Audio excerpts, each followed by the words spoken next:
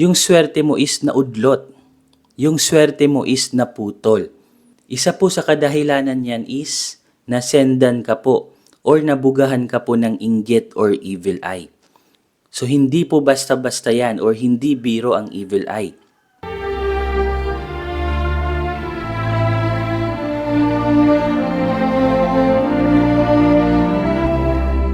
Hello guys!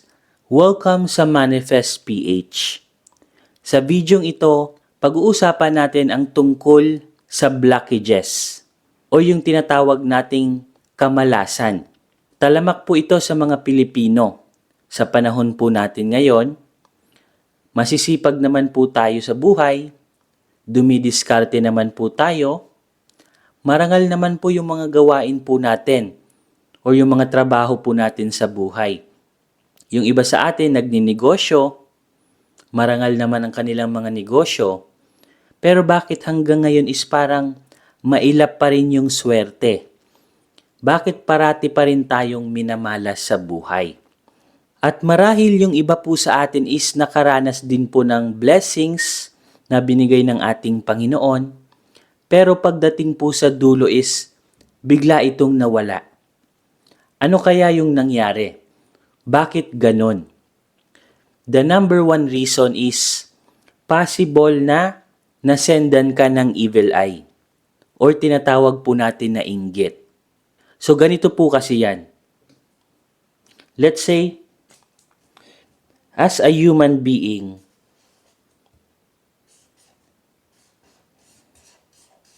tayo po ay merong tinatawag na aura. Pag sinabing aura, nakabalot po yan sa ating buong katawan. Ang auric field po natin is malinis po yan simula po nung pinanganak po tayo.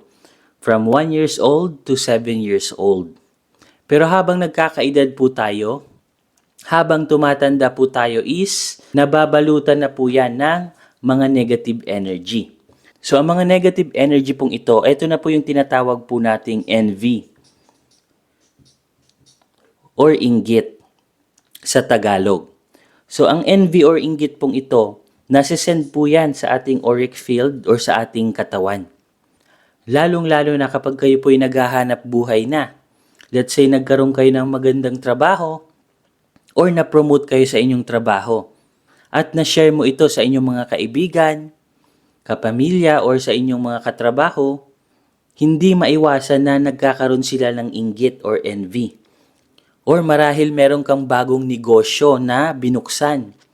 Nalaman ito ng mga pinsan mo, nalaman ito ng mga kamag-anak mo, or let's say mga kapitbahay nyo, or yung mga taong hindi ka gusto.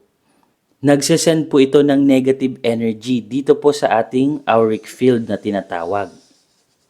So, ang nangyayari is nagkakaroon po ng tinatawag na blockages or blocks. Ang blocks pong ito ay tinatawag po natin na energy blocks. So, yan po yung isa sa kadahilanan kung bakit yung swerte mo is naudlot. Yung swerte mo is naputol. Isa po sa kadahilanan yan is nasendan ka po or nabugahan ka po ng inggit or evil eye. So, hindi po basta-basta yan or hindi biro ang evil eye. Kailangan po tayo maging maingat lagi sa ating mga kinikwento. Dahil every time na may information silang nalalaman tungkol sa ating sariling buhay, lalong-lalo na kapag ang mga taong yan is matagal nang naiinggit po sa inyo, yan po yung magiging dahilan ng ating pagbagsak or downfall. Downfall na tinatawag. Eto guys, na-experience na po namin ito. Especially po ako at ng asawa ko. Umangat po kami noon. Yung pagkakamali po namin is nag-share kami ng aming blessings. Nag-share kami ng aming success sa mga maling tao. Paano mo ba ma-identify kapag maling tao ang na-sharean mo ng information na ito tungkol sa iyong success?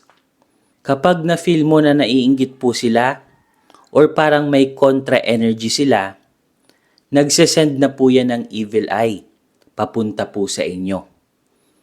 So hindi ko naman po sinisiraan ang ating sariling kapamilya, pero eto po guys yung reality dito sa Pilipinas. Sad to say, pero ang unang mag-i-evil eye po sa inyo is yung sarili nyo pong pamilya. Kasali na po dyan yung mga kapatid ninyo, kamag-anak ninyo, mga pinsan po ninyo, at kahit po yung mga best friend po ninyo noon or mga close friend po ninyo noon. Yan po yung pinakaunang magsisend po sa inyo ng contra energy or evil eye. Kaya maging maingat po kayo lagi sa mga kinikwento nyo. I highly advise or I highly suggest na huwag nyo nang ikukwento yung mga personal na hanap buhay po ninyo. Kasi yan po is a sacred energy. Ang hanap buhay po natin is sagrado. That's a sacred energy na hindi dapat malaman ng iba. So ang nangyayari, imbis yung blessings,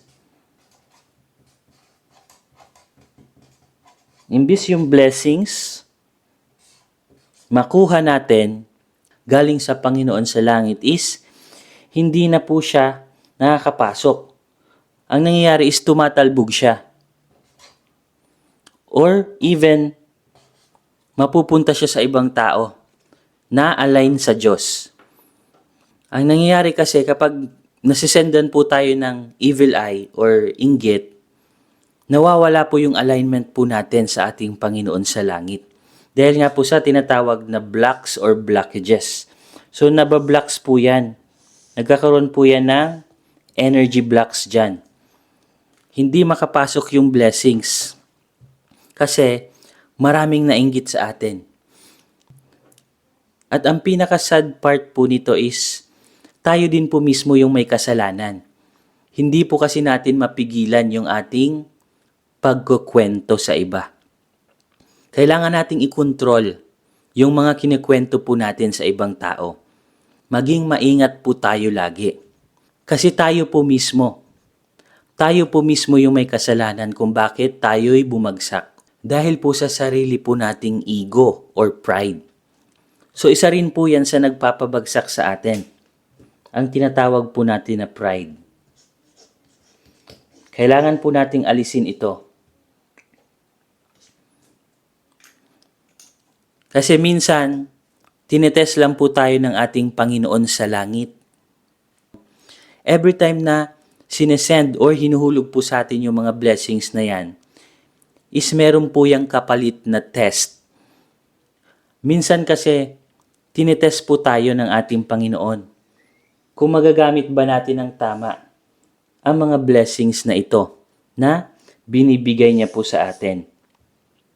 So sa bidyong ito, meron akong isi-share sa inyo na isang very very powerful numerology na makakatulong po na matanggal ito pong mga evil eye na nasend po sa inyong auric field.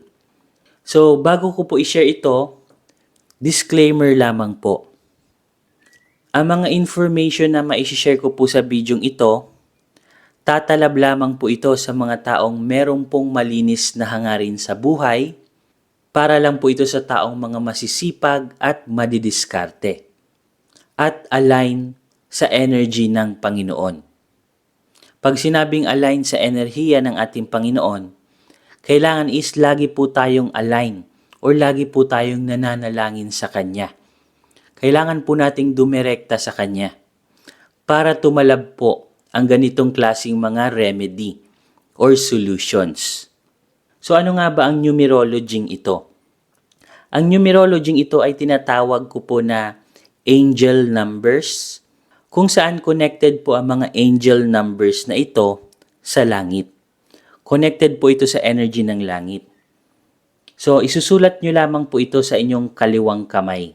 So dito po sa part na ito.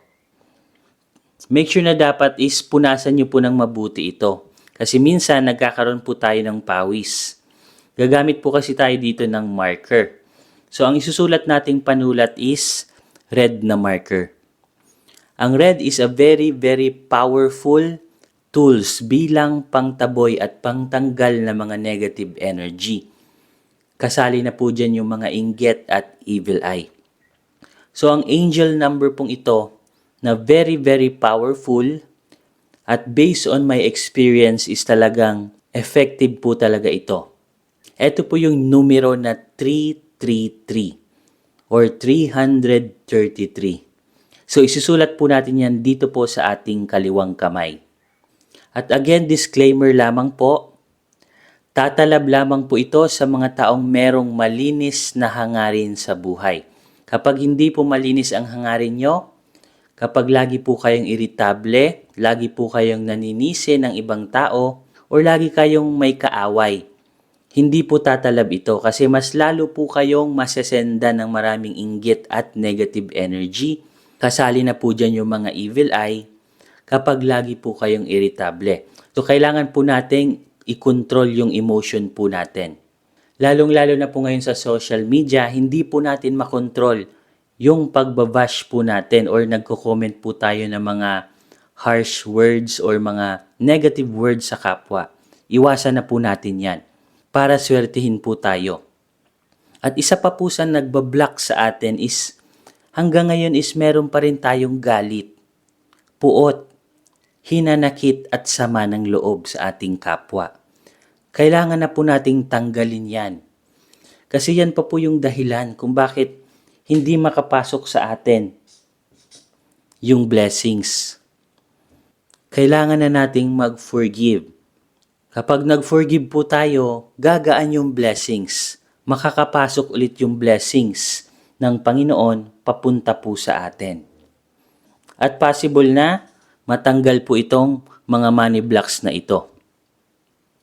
Yan pa po yung isa sa kailangan po nating gawin para tumalab. Ito pong ituturo ko po sa inyo. So, simulan na natin kung paano po gawin ito.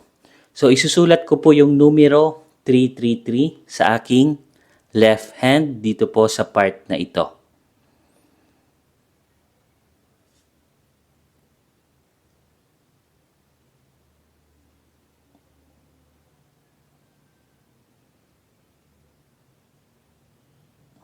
So yan guys, ang 333 pong ito guys, hindi lang po ito basta numero.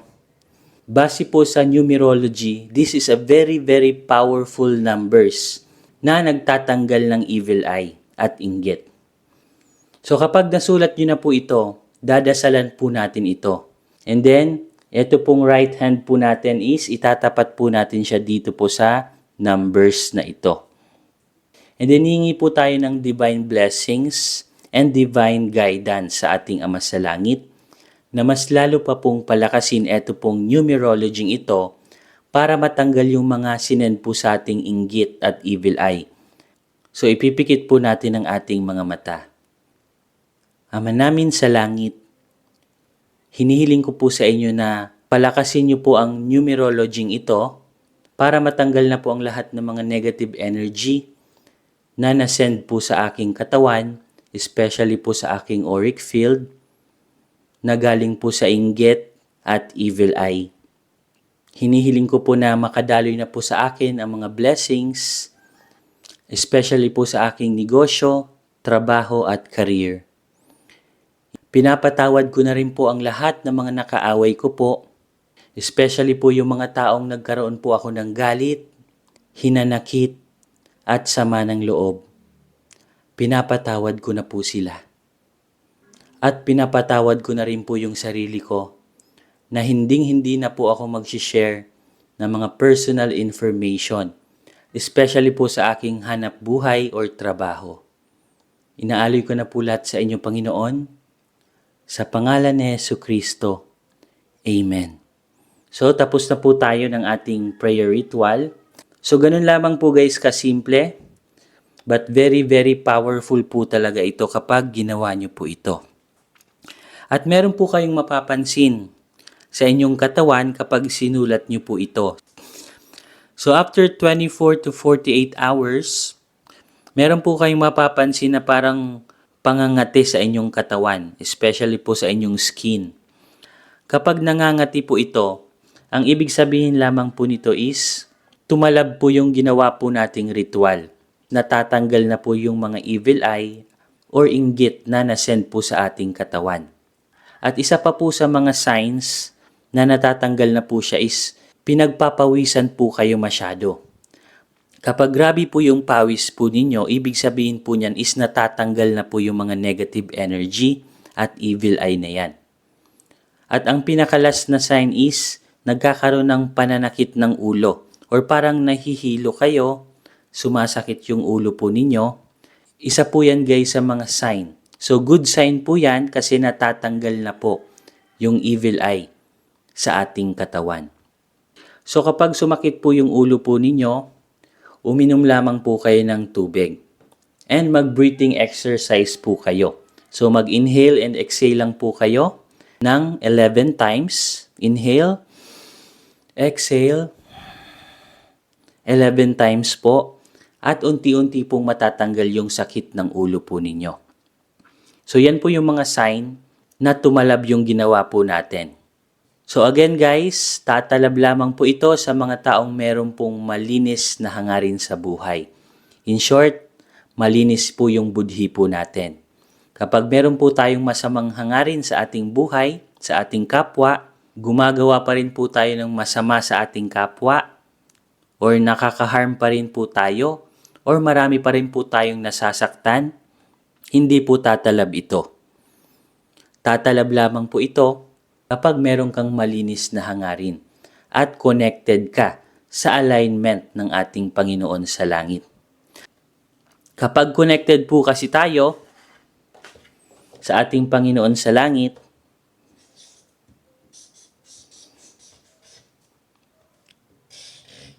so ito po yung ating Panginoon. Kapag connected tayo sa Kanya is napakadali po guys. Napakadali lang pong dumating yung blessings. So, yung mga blessings po na hinihingi po natin sa Kanya, let's say money, magandang bahay, sasakyan, magmamanifest po yan ng napakadali kapag align po tayo sa ating Panginoon. Pag sinabing align, wala na pong blockages. Malinis na po yung auric field natin and malinis po yung tinatawag po nating heart or puso po natin. Kasi pag malinis ang ating budhi, malinis po ang ating intention, nababasa po yan guys ng ating Panginoon. Kaya kung minsan, napapansin nyo sa ibang tao, napakadali po ng blessings kasi nababasa po ng Panginoon natin ang hangarin po natin, ang mission po natin sa mundong ito. So kapag malinaw po yung mission po natin, kapag malinaw po yung purpose po natin, ibibigay po sa atin ng napakadali, effortlessly, ang mga blessings na ito. So sana marami po kayong natutunan sa videong ito at marami pa po akong i-share sa inyo ng mga revelations kung paano po tayo makakonect sa ating Panginoon sa langit para tuloy-tuloy po yung blessings po sa atin ng ating Panginoon. At how many hours po pala mananatili ito pong numerology ito sa ating kaliwang kamay? So mananatili po ito sa loob lamang po ng 24 to 48 hours. So after 48 hours, pwede nyo na pong tanggalin ito. So kung kayo po'y pinagpapawisan, natatanggal po yung numerology at hindi pa po siya 48 hours, pwede nyo naman po siyang sulatan po ulit po nitong red na marker. Basta pagkatapos po ng 48 hours, pwede na po natin siyang tanggalin. So sana marami po kayo natutunan sa videong ito at sa mga viewers po natin dyan na 100% pong naniniwala sa itinuro ko pong ritual sa videong ito, type yes to affirm. So hanggang dito na lamang guys at magkita-kita po ulit tayo sa ating mga susunod na video.